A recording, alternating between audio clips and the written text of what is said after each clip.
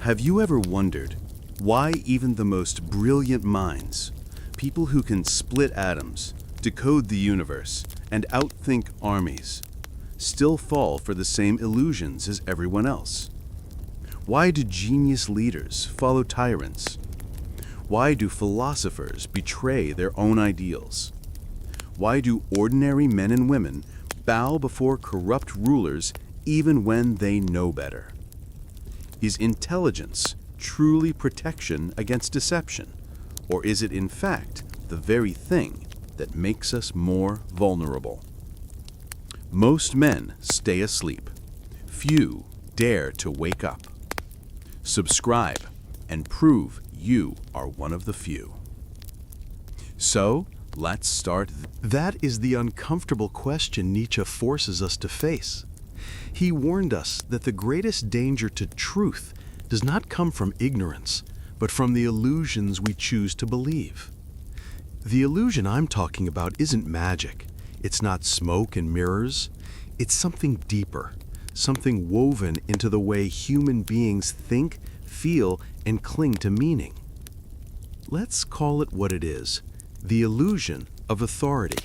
The belief that somewhere out there exists someone stronger, wiser, destined to lead us, and that our highest duty is to obey, admire, or follow. Nietzsche understood this craving. He called it a symptom of what he named the slave morality, the mindset born from weakness, resentment, and fear. It is the morality of those who feel powerless, who cannot bear the burden of shaping their own lives, and so they look for masters. Think about it. Why do so many educated men, brilliant in business or science, crumble before charismatic politicians or corporate idols? Why do women and men alike, trained in logic, proud of their independence, surrender their judgment to a crowd, a party, or a doctrine? Because deep down, even the smartest minds fear the raw responsibility of freedom. Freedom is heavy. It means no excuses. It means no one to blame. It means no leader to worship when things collapse. Nietzsche saw this clearly. People invent gods, kings, ideologies, not out of love for truth, but out of fear of chaos. And so the illusion grows stronger. This is why he argued societies swing between worshiping masters and resenting them, between bowing to strength and then plotting its downfall. It is the endless cycle of resentment, the poisoned envy of the weak toward the strong, and the guilt-ridden authority of the strong over the weak. But here's the disturbing part. Even the so-called geniuses, those who think they're above manipulation, are often the first to be deceived. Why? Because intelligence sharpens rationalization. The cleverer the mind, the better it can justify the illusion. They don't just fall for lies, they build beautiful philosophies to defend them. Nietzsche's warning is brutal. Being smart does not make you free. Being educated does not make you awake. In fact, the illusion may grip you tighter because pride blinds you to your own chains. So the real question is this: how do illusions capture even the most brilliant minds? To answer that, we need to step deeper into Nietzsche's philosophy, into the will to power itself. To understand why illusions grip us so tightly, Nietzsche pushes us to confront the core of human existence, the will to power. At the heart of every action, every belief, every loyalty, there is not truth-seeking, not morality, not reason, but raw power, the drive to expand, dominate, assert, and control. But here's the paradox. Most people cannot face this truth. It's too brutal, too naked. They want to believe they are guided by justice, by morality, by higher ideals. So instead, they hide the will to power beneath illusions of virtue, loyalty, obedience, faith. And the smartest minds? They become the most skilled at this disguise. They polish the illusion until it gleams like truth. Nietzsche called this inversion of values the great trick of slave morality. The weak, afraid of strength, rebrand weakness as goodness. Obedience becomes virtue, submission becomes loyalty, and strength, the will to rise, to dominate, is condemned as evil. The masses cling to these illusions because they protect them from facing their own smallness. But geniuses? They fall for them because they crave meaning. Even the brilliant mind cannot endure the abyss of nothingness. Without illusion, existence looks too chaotic, too cruel, too empty. This is why tyrants and corrupt leaders thrive. They offer not truth, but stories. They give people meaning wrapped in authority. They say, "Follow me, and your suffering will matter. Your obedience will make you part of something greater." And the crowd believes. But here's the chilling part. So do the intellectuals. History is littered with brilliant men who defended monstrous regimes, who lent their genius to justify oppression, who convinced themselves they were serving some higher good. Why? Because illusion is not stupidity. Illusion is comfort. Even Nietzsche himself admitted, humans are not truth-seeking animals. We are illusion-seeking animals. We want stories that soothe, lies that dignify, leaders that shoulder the weight of responsibility we cannot bear. And so, even the smartest minds are not free. They are merely more eloquent slaves.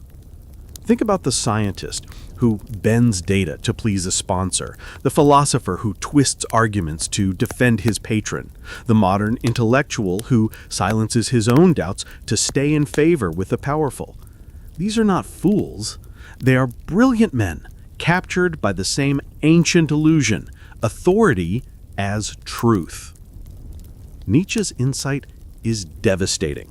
The illusion doesn't just live in politics, it lives inside us, in our craving for approval, in our fear of being alone, and our endless search for someone or something to tell us what we are and why we matter. The illusion is not outside, it is within. So here's the haunting question. If the smartest minds, with all their logic and learning, cannot escape this trap, what chance do the rest of us have? The answer lies in Nietzsche's most dangerous idea, that freedom begins not with knowledge, but with courage. And that is where the illusion begins to crack. If Nietzsche is right, then the first step to freedom is the most terrifying. To admit that authority, tradition, and even morality itself are illusions we cling to. Illusions designed to shield us from the unbearable weight of freedom. Most people will never take that step. They would rather kneel before false gods than stand alone in the storm of uncertainty. But Nietzsche does not leave us there. He offers a way forward. Though it is not comforting, it is not soft, it is not safe. He tells us, the only way to shatter the illusion is to embrace the burden of responsibility, to live without excuses, to stop blaming corrupt leaders, deceptive ideologies, or manipulative systems, and instead look in the mirror and ask, what am I willing to become? This is where the concept of the Übermensch enters. Not a tyrant, not a dictator, but a human who dares to create his own values, his own meaning, without relying on the illusions of others. And yet Nietzsche knew how rare this figure would be, because the truth is, most people, yes, even the brilliant ones, would rather live inside the prison of illusion than confront the terror of true freedom. Look around today. Charismatic politicians still draw crowds. Ideologies still promise salvation. Influencers, celebrities, corporations, each crafts illusions of authority, promising identity, belonging, purpose. And even the educated, even the self-proclaimed skeptics are swept into their orbit. Why? because it feels safer to follow than to stand alone. And so the cycle continues. Tyrants rise, masses obey, intellectuals justify. History repeats. But here is where Nietzsche's warning becomes revelation. The illusion is only as strong as our fear. The moment an individual confronts that fear, the moment he chooses to carry the weight of his own life without handing it to another, the illusion begins to dissolve. This is not easy. It requires silence when the crowd is screaming. It requires doubt when the world demands certainty. It requires the courage to reject even the most comforting stories and to live instead by one's own creation of meaning. And maybe that is the point. The illusion does not trick the smartest minds because they're dumb. It tricks them because they are human, because they too fear the abyss, because they too long for someone else to carry the burden of existence. But Nietzsche leaves us with a challenge. Will you remain captive to illusions no matter how clever, how sophisticated, how comforting? Or will you dare to stand in the cold light of truth and bear the freedom that crushes most men? That choice is the line between the last man and the overman, between slavery and sovereignty, between illusion and awakening. The illusion will always be there, waiting, seductive, beautiful. But so will the choice to break it.